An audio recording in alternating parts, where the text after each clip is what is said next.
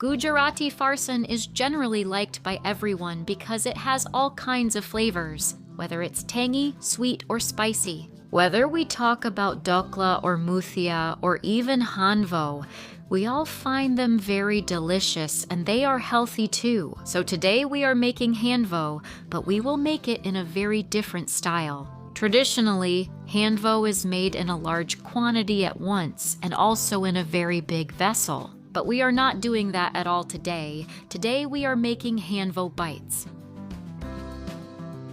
So for that, I have taken half a cup of Chana dal here, 1/4 cup of Urad dal, and half a cup of rice. You can use any kind of rice, and you can also use whichever dal you prefer. You can also use yellow moong dal instead of Urad dal, and wash all of these well. I soaked them for 3 to 4 hours, so now I have the soaked dal and rice ready. So first let's make the batter for the handvo.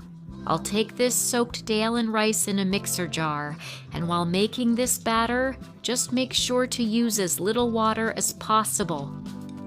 Right now, I'm adding only 2 spoons of water, and now we'll blend it until smooth.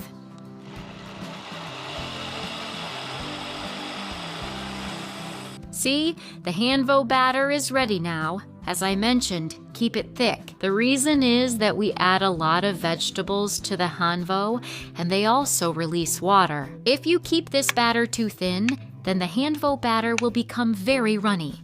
Now, this batter that I have prepared, I'm adding about 2 tablespoons of yogurt to this.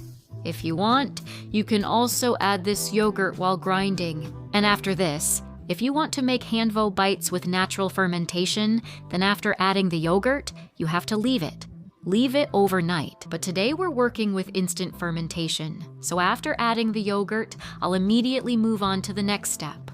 Let's add salt along with the yogurt. And along with that, we'll add 2 to 3 finely chopped green chilies and 3 garlic cloves, also finely chopped. If you want to make it Jain, you can avoid both garlic and onion. And now let's add them. I've taken some basic spices here. Half a teaspoon of Asafoetida, 1 teaspoon of turmeric powder, 2 teaspoons of chili powder, and 2 teaspoons of coriander powder. And what is a Gujarati Farsan without a bit of sweetness? So let's add about 1 teaspoon of Jaggery. And now, I'll also add the juice of half a lemon for a slight tanginess. Now let's mix everything together. So, the base for the handvo is ready, and now it's time to add lots of vegetables to it. I've taken plenty of vegetables here, but if you don't like any of these, you can skip them. And if you want to add something else, you can do that too. Here, I have taken grated carrot, and this is bottle gourd, which we also call lauki. And now if you want, you can also add cabbage here. And now it's time for finely chopped onion and cilantro. Here as well, you can use spinach, fresh fenugreek, or anything else you like. And in the end, I am adding it. Boiled sweet corn, but this is totally optional. If you want, you can avoid it too. Let's mix everything well. Now, whenever we make these handvo bites, just before making them, we'll add a small pouch of Eno to the batter and mix it immediately. To make handvo bites, I'm taking an Appe pan and adding a little oil to each cavity. Now, we'll add some mustard seeds and white sesame seeds to each cavity. And along with that, a small piece of curry leaf.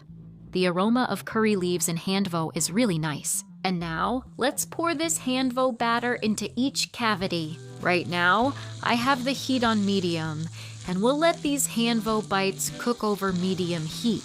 And now, I'll cover it for 5 to 7 minutes. Now we will gently flip these handvo bites.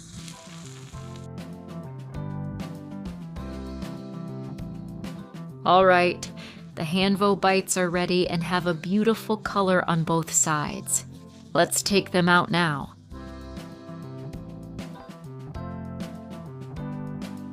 So here you go, Hot and delicious quick Handvo bites are ready, and today I've served them with green chutney.